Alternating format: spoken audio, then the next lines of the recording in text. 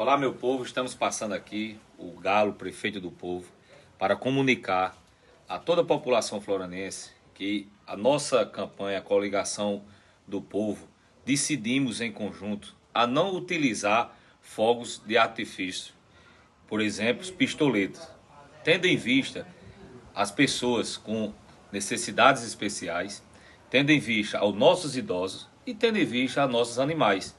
Então foi um entendimento da Coligação do Povo, pensando na nossa gente, que decidimos que o evento do 45 não vai ter fogos, com, por exemplo, com pistoletas, com barulho. Muito obrigado e peço a colaboração de todos vocês. E eu tenho certeza da vitória.